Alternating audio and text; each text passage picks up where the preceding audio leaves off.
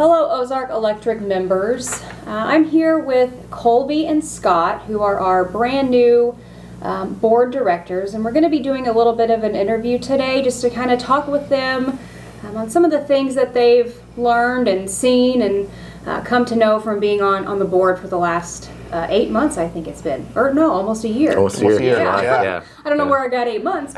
I did want to mention an invitation to participate in the video was extended to all 3 new board directors. Mitch was unable to attend today due to a scheduling conflict. We did extend the opportunity to film a second video, but did not receive a response. We will go ahead and get started. If you guys want to just kind of tell everybody a little bit about yourselves and kind of why you ran for the board. All right, name's Scott Mahaffey, Director for District 4. A little bit about myself. I do collision repair. I work at a body shop as an estimator. Been in that field for 25 years now. So pretty much all aspects of the body shop world: paint, body work, estimatics, all of that. So as far as why I ran for the board, those of you that were around last year, you knew the demand charge came on, and there was a lot of concern as far as why, and a lot of questions. And so I started down that path and just felt compelled at a certain point that maybe this is my turn, my chance to get on the board. And it just so happened my district was up for election. So I put my name in the hat, met a lot of fantastic people during the process. So, and here we are, pretty much a year in, so. Good intro. My name is Kolby Kallweit. I am the District 7 Board Director. I live in Battlefield here locally, in, I guess, obviously, Battlefield, Missouri, obviously. But I decided to, so I guess a little bit of background about me. I work in cybersecurity and artificial intelligence, and I've been doing that for several years. Prior to that, I had worked with Associated Electric, who's our wholesale power provider, for around 12 years, and I've had kind of got some cooperative experience through that. Always been in the software engineering and engineering areas. So the why I wanted to run for the board, I actually inquired the year before demand and everything rolled out, really just kind of looking at my experience combined with my family's always been involved with community service and giving back. My parents have been involved with child advocacy councils, school board, all things, and I was kind of like, hey, I've got experience, there's an opportunity, really interested in running. And then the following year that seat was actually up, and as I'm sure we'll talk more about, the demand topic was very exciting at that moment, and felt like this is a perfect time to bring my skills and insert myself into an opportunity to give back to the community. So I think that's everything I was supposed to cover there. I think so. Yeah. Okay, so talk a little bit about your first year on the board, maybe first impressions, and then what you've learned over the last year that you feel the members need to know. First year has been, and I think Patrick, one of the first times we talked about the process, it was taking a lot of information on like through a fire hose. Just lots of information, lots to learn. The only aspect of this industry that I have some knowledge of is just being a solar customer and knowing basically the terminology, the kilowatt hour and the kW, and a slight understanding of how some of this works on the technical side. But the finances, the governance, the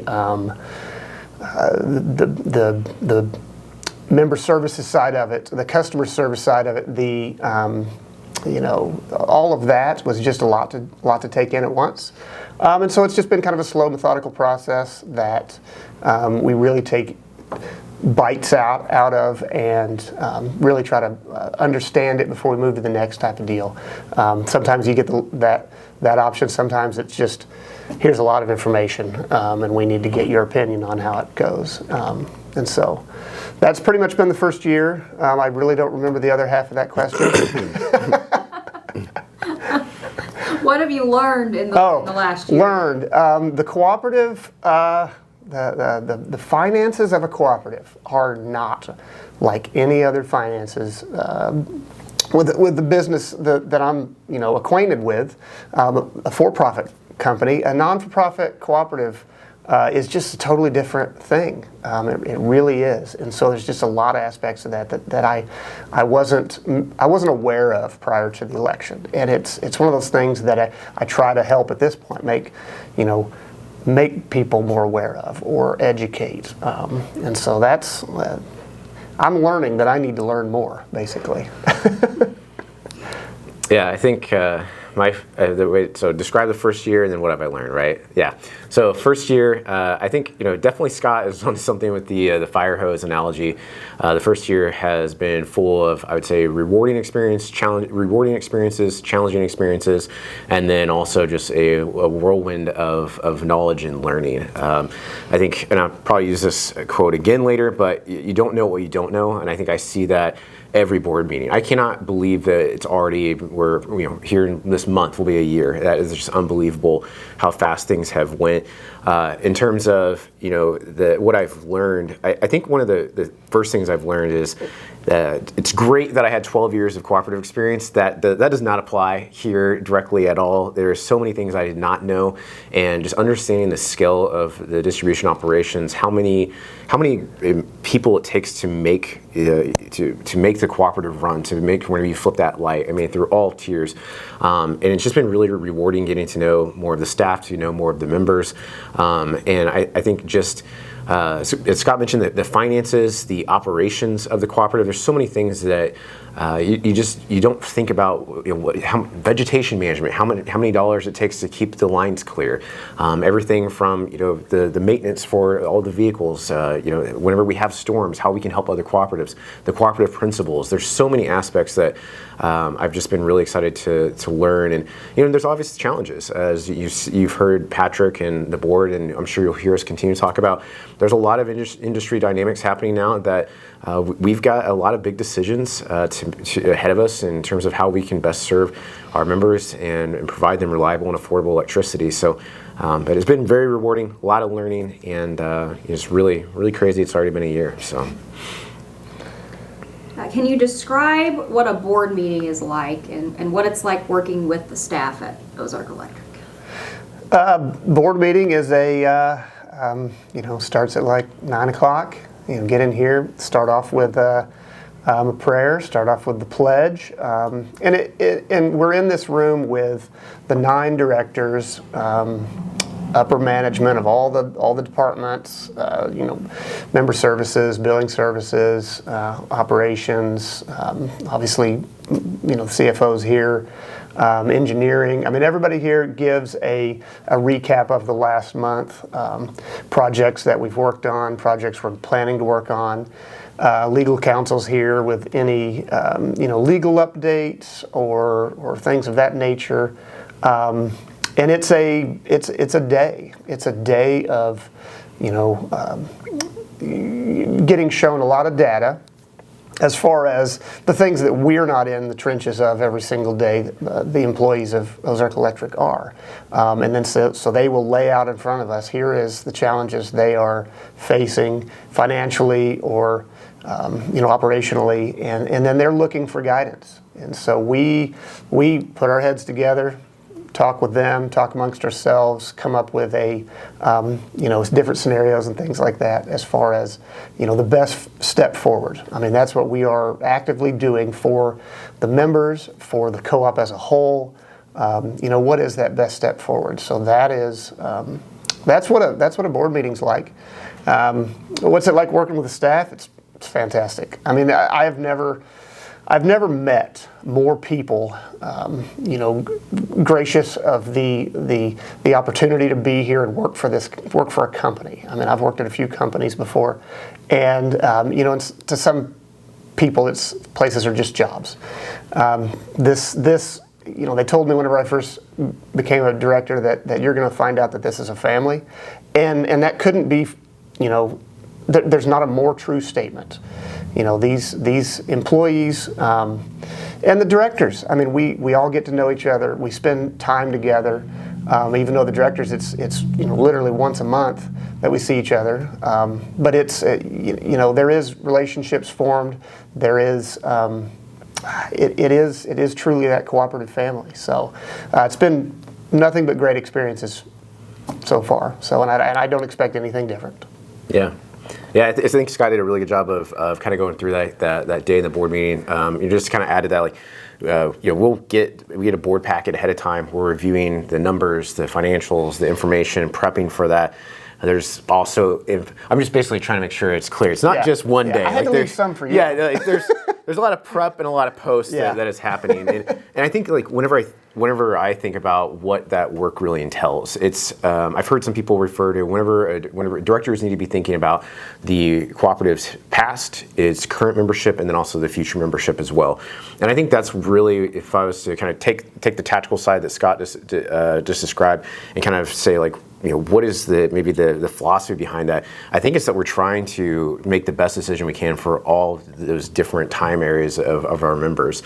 It's a little bit of I describe, you've got the day-to-day operations are discussed in the board meeting, keeping the business running, keeping things sustainable, keeping the lights on, keeping everything afloat. But also at the same time, we're also balancing, what is the strategy? What is the long-term outlook? What are we doing as an industry? What is the long-term work plan for the cooperative? So each board meeting has a blend of both those, in the moment, the really operational nature discussion decisions, and then also those future decisions, again, encapsulating where we've come from, the history of the cooperative, along with the members that we need to serve and provide affordable and reliable electricity to right now, and then also making sure that the decisions we're making are going to keep this cooperative successful as we move forward as well. So I think that each meeting encapsulates that a little bit.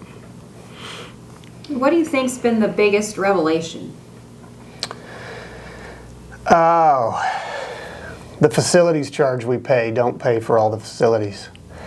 That's probably the thing for me whenever you get into the finances side of it and you think, we went from $31 to $35 per month, and again, being a solar customer or net metering customer, whenever those overgeneration months that I had, and that was all I paid, my assumption at that point was that it was taking care of everything that was outside of the cost of electricity.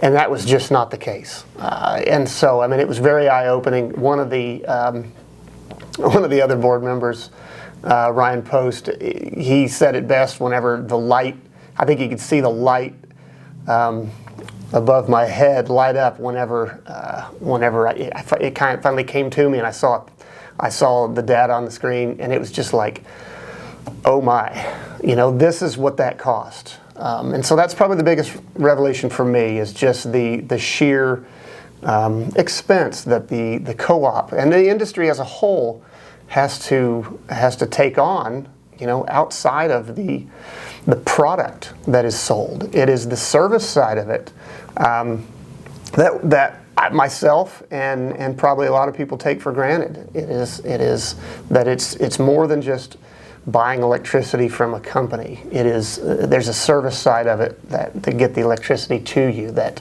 comes at a great expense. So for me, that's it.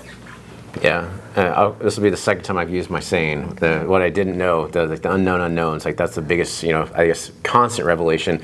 But I think, being specific, definitely the facilities charge, that was an interesting one. I think for me, a lot of it is around, how the three tiers work together, the way that the charges happen between associated or wholesale provider to KMO or G&T, and then over to us, and how those billing determinants impact our own rates. I think I go back to something that Patrick said early on that I think hits just spot on, is that number one, you've got three levers. The numbers will be the numbers. You've got your facilities fee, you've got the KWH, and you've got demand. And we can pull those levers however we would like to make that work. We've pulled them where we believe is what is the best choice for members. And but that was a revelation. It's just like, these are the options you have, and you've got to choose what you believe is going to be best for the membership and make that decision. And I think the other thing that Patrick also said was, once you've seen one cooperative, you've seen one cooperative. Each cooperative is so different. And Ozark, as an example, we're very different than some of our neighbors that maybe have more commercial, or maybe they have less residential, or the case. And that creates different complexities and different challenges for Ozark Electric specifically. And so just realizing there's not a one-fit-all solution for any cooperative, any membership, and also that may change over time as the industry changes. I think that's been a big revelation for myself, and that I'm sure there'll be many more of those as I continue to learn. Has your perspective on demand billing changed? And if so, what reasons can you give for that? That would probably go back to my revelation, the facilities charge. And again, being a net metering solar customer, the fact that I can provide the KWH, on the hot sunny days, basically myself for the time that the sun's shining, at night, I can't, and I require assistance. And so if I thought about it in what type of generator would I need to power my house at night, it would require a big one. And so that's the KW demand. And so it's that word fair gets thrown around a lot and stuff like that. The fact that somebody next to me, that may not have as demanding of a house as me, may not have EVs like I've got, I can see exactly how much my house needs, and to say that I shouldn't have to pay my fair share of that. Again, that's the service side of this. So my perspective on demand has changed. Is it do I like the fee or the charge? Not necessarily. It's a component that the cooperative has to pay for. Had to pay to KMO to get our power that we in turn provide for the members. And so it's just one of those things that it doesn't go away. We can't wish it to go away as far as our charge from KMO to us. And it's only fair to and every house has their own signature as far as the demand their house requires. And so it is a measurable thing. The other side of that is you could go, like Kolby was saying, the levers, you could go all into facilities, but then everybody's paying the same amount for that service of getting the electricity to you. And so, is that fair? If everybody's paying the same, you've got a member with a well, that would be paying a lot more. And so the demand part of it kind of separates out part of those. What's the best way? But some of those service aspect of the charges, and it tailors it to what your house needs or what your house requires. So yes, my perspective on demand has changed because I understand it more, and then I also, during the budget aspect of this process and the rates discussions, we go through so many scenarios, and we see. What happens whenever you go to the extremes on KWH or you go to the extremes on facilities, like who that affects. And it affects some people so negatively that the demand does a pretty good job on paper and mathematically at capturing, what your house is requiring. So in turn, it does seem like a viable option at this point for a mechanism to charge. So yes, my perspective has changed. Yeah, and I'll be pretty blunt here. Resounding yes. Let's be transparent.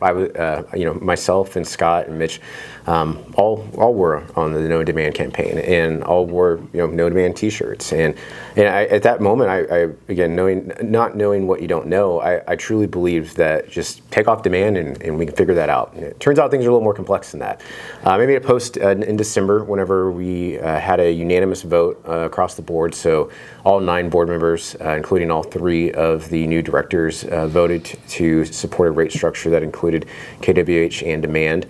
No alternative rate structures were proposed, like nothing. And I took that away as a really a really good signal that I think that everybody is a learner here, and that whenever we look at the data, again, there are the three levers, and there are other ways to make a rate structure work, but those come with costs that we don't believe are optimal for our members. To the facilities charge, to Scott's point, we've got people that have meters that may never use a facilities charge as high as it would need to be to sustain that. You've got people with wells, you've got barns.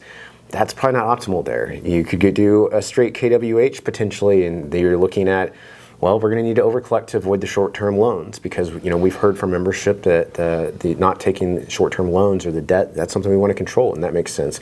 And so whenever I looked at data and had that opportunity to learn more and approach this with an open mind, I definitely shifted my perspective that I do think demand as part of our blend makes sense. In a perfect world, would we all love just straight KWH and everything be simple? Sure.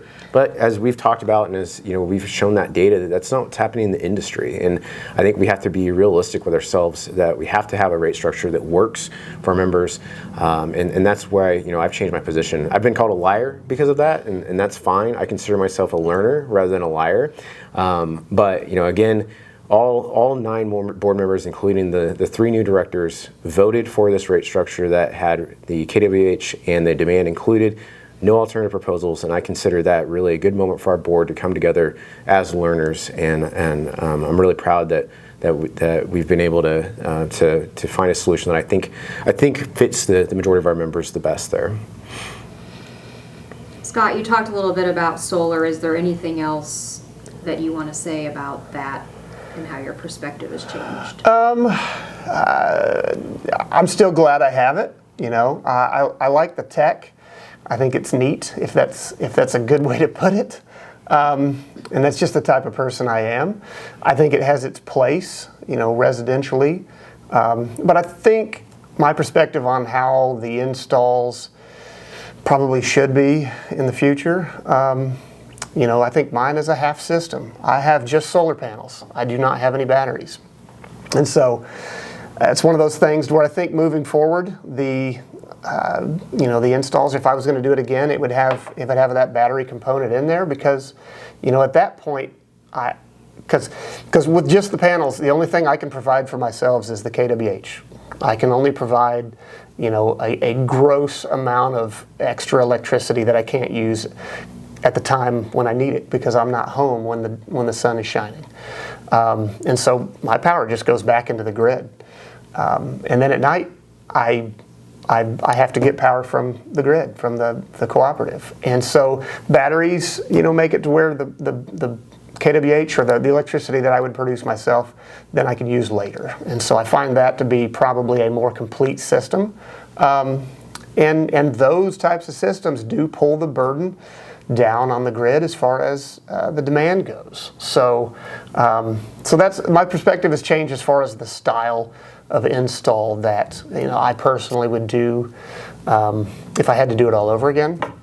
The other thing you learn whenever you're at this position, or when you ask a lot of questions, is the effects of what solar does. Once again, like I said, whenever I am not home and my system is producing a exorbitant amount of electricity that I can't use, it has to go back onto the grid and it has to go somewhere.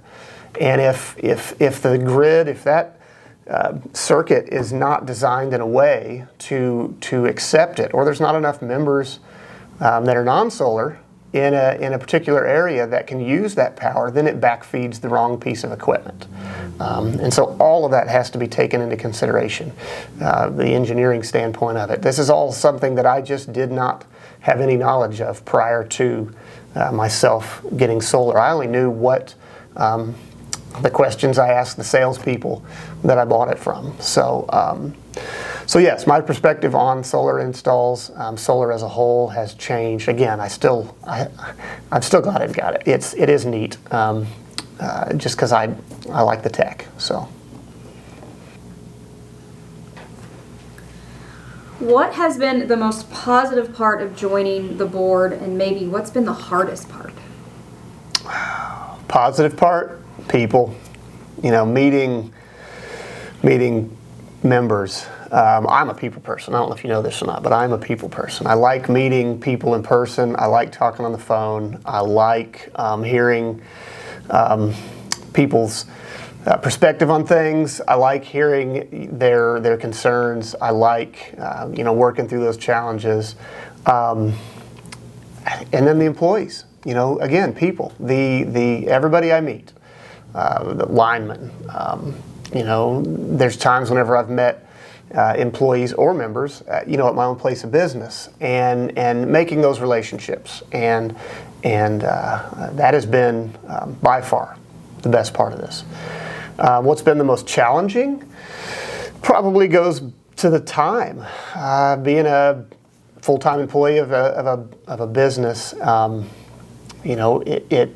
time of it is a little more than I anticipated. It's kind of like whenever I'm a volunteer with the Cub Scout group, and the saying is it's just one night a week. With the co-op, it's a board member. It's one day a month, but it's more than that, which is great. Like I said, I do enjoy it a lot. But just the working around my work schedule has probably been the most challenging aspect of it. But we are luckily I have a great employer that puts up with me for some of the times that I need off. And so I'm very fortunate there to where I can make this all work. So, yeah, on the rewarding, I couldn't agree more with Scott on the people side of it. Both just from the members I've been able to meet and connect with, people in the industry, from other parts of the G&Ts or ACI or other engineers, or just getting to know more people, understanding their what their needs are. Thinking about potential solutions, for some of the challenges we're seeing. And I realized I didn't answer the earlier question about how I was working with staff been, so I'm going to add this into this one. As well as the members, working with the staff here at Ozark Electric has been fantastic. Anytime that any information we've ever needed, any questions we've had, it has been met with a resounding yes, and here's that, and here's what this means, and here's something to help you understand that. Education opportunities to help ramp us new directors up as quickly as possible. I feel very supported.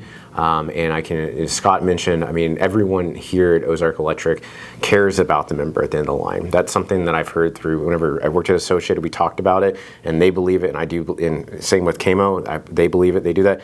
I get to see it at Ozark where it's like, there's not any layers between. It's like literally, when you call Ozark Electric, you're talking to somebody, you the member, that person is living in your community, they're there to support you and do what they can to help serve you the best they can. And so that's been definitely the most rewarding. And then on the challenging, I'd say getting to know all of the people and all of the members. The most challenging is trying to think about what is the best decision for them, and trying to take all the different viewpoints, all the different needs. I've heard some people describe rate structures as there's always winners and losers in that, and I hate that. There is truth to that. That there's not a perfect rate structure for anyone. There's pros and cons to every one of them. And every decision we make, we try to think about what is best for the cooperative and the members. But that's the challenge sometimes, is trying to think about how does this impact everyone in these different parts, our different districts, our different parts of rural versus more of where I live, more in the city side of things, and just trying to balance that. But that's what I'm here for. That's why we signed up for this, is because I believe we can do that, and I believe every director here cares about that, and it is very rewarding. Well, that is also the challenging part of it. So, going with challenges, what challenges do you see the cooperative facing in the future?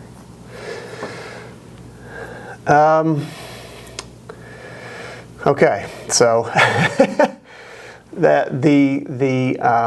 if you watch the news, or if you have a cell phone, or you have any kind of piece of technology, you know what AI is. And it isn't a direct challenge for Ozark Electric, but it is going to challenge our grid. It is going to challenge the mechanics of it, the generation side of it. And so educating members on all of those challenges that are so far above and outside of our control is going to be the biggest challenge, I think, is explaining any kind of a rate change or any kind of a trickle down effect from the generation side of things, or any kind of geopolitical thing going on. It has a trickle down effect, and ultimately the members of Ozark Electric are the ones that that feel the brunt of that. And so probably, and where I'm going to try to help the most through this challenge is just education. Anything that, any way I can learn more about the industry, the more about what pressures are on the industry as a whole, and how I can tailor that in a way to where our members can understand what's happening. 5-10 years down the road is going to look a lot different. We are, in the aging grid. There's talks today. We were talking about some of the conductors on our system being from the 1940s. So we've got an ever aging grid, and so to remedy that costs money, and ultimately the expenses the co-op faces get paid for by the members. So like Kolby was saying, those decisions that have effects on different members and things like that, we have to try to make the best decision we can to affect the members in the least way possible. And education starts first, as far as where they can understand why those effects are the way they are. So, yeah, I think Scott's hitting it really well, and I think I would just kind of separate maybe even there's the technical and the grid challenges, and I think there's a people challenge as well. And I think so the technical and the grid, Scott really hit on the grid is continuing to be pushed further and further, and the constraints we have on the grid through the generation capabilities we have, the demand generation capabilities we have, continue to be constrained, and I think that's going to be more and more challenging. That impacts our rates. The more plants we have to build, that has to be paid for, and I think that's something that we already are and have to continue thinking about. How do we balance the need for that reliable and affordable electricity, but also how does that rate translate to the member? And it's tough, and I think that that's exactly what I was kind of alluding to a moment ago. Is how do you take into account the needs of every member, while also making sure that you're doing the best for the cooperative as a whole, and that ultimately we can be able to provide that reliable service to them. I think that just the industry in general is going to have that challenge, along with just the general inflation, the increasing of prices as well. I think we've all felt that, and the cooperative, isn't immune to that either. So, and I think the people side of it is, with all of those challenges, how do we best communicate that? And I think that's, I'm really proud of the cooperative for I think there's been so much progress. I know just videos like this that we're doing right now, trying to communicate what we're thinking about, what we're worried about, educating on what's going on in the industry, because Ozark Electric is impacted by everything around us in the industry as a whole as well. And I think that being able to do that in a manner that is understandable, that is also empathetic, that people feel heard, that's transparent, and just being able to continue to do that as we work through these challenges. Because ultimately, the board, we can set strategy, we can set the operational, make those operational decisions. All of us members are impacted by that, and we've all got to be aligned. And we as membership as a whole, directors, members, staff, everybody, we have to be aligned to make this successful. And that's my goal, is to figure out, how do we do that? How do we accomplish that challenge to where we have trust and we feel unified, and we can tackle what is going to be an industry challenge together. So that's what's on my mind a lot, is how do we come together on that? It's a small problem, right? It's not complex at all. Yeah. So, is there anything you wish you'd known before joining the board? A year's worth of stuff. Yeah, man. Specifically, I'd like to have like a man, what is it? What is Tori educated with? She's like an accountant. I'd like to have to have an accounting degree. And we're getting it just there. It is, but right off. Yeah, just to be a fly on the wall, some of the finances of it there's just a lot. There's so much to learn, and I don't know that I could have known any of these things prior to without being as involved as I am now. So that's pretty much what. Yeah. Yeah. So what would I have liked to have known? It's hard to, again, I agree with Scott, it's hard to pinpoint one thing. It's like, I worked in the industry for 12 years. I really thought I knew a lot about it. And I was wrong in a lot of ways. I mean, I'm glad I know the wholesale side of it, but there's just so many things that are different here. And I mean, just the way, I've got my MBA and the way that a cooperative operates is so different than typical business as well. And I think it's just understanding maybe more about the dynamics at the distribution level and how the challenges that if I had a perfect world, maybe I would have came into and asked the board directors, talk to me about the challenges you have. I think that would have been 3 months of conversation, though. I don't think it would have been one board meeting for I'd really even get a perspective of what that was. I think just knowledge, and that doesn't mean that there was any failure of anybody on that. It's just like time and knowledge to have done that, because I feel like that's still the thing I want right now, is more understanding, more knowledge, more education around it, because every meeting that I attend, every educational opportunity that I participate in, I still leave thinking, wow, I had no clue about that. Right. And I guess that's just kind of the natural progression of learning, and I hope members look at that as a good thing, that I consider myself a constant learner and constantly, probably making mistakes sometimes, but I'm learning and continuing to do so. So I don't know. Hope that answers that question. Yeah, I think so. That's all the questions. Do you guys have anything else that you might want to add, or? I'm always accessible.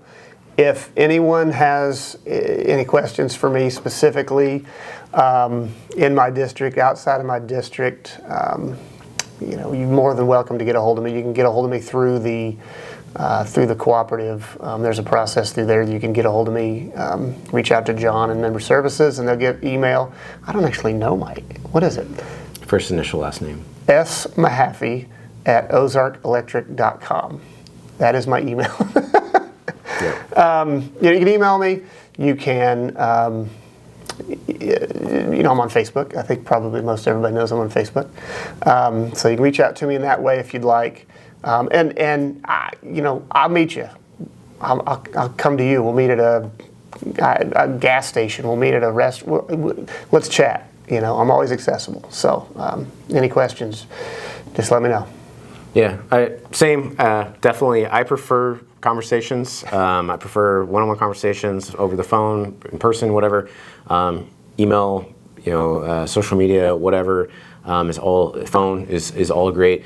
The thing, I guess, the last thing I'd ask is, please be involved, because I think the worst possible thing for me is someone that just isn't willing to have a conversation, because I don't want people. You don't need to agree with me on everything, because whenever we don't agree, that means we're learning together, right? But having a conversation is the most important thing for me, is that people are willing to discuss, tell me what's going on in their life, what their needs are. That's the only way I can learn, and the only way I can impact the cooperative in a way that is best for our membership, is to hear your voice. And so an engaged member is so powerful. Please come out and vote at our annual meetings. Participate whenever we have the member events. Read your rural Missouris. Please just be an engaged and informed member, and be willing to have a dialogue, because I promise you, we want to hear from you. That is the most valuable feedback possible, whenever someone was just willing to have a conversation and tell us what their needs and what they're thinking, and for us to be able to learn something together. So please reach out to me on any of those platforms. I am happy to have a conversation at any point. So thank you. Thank you.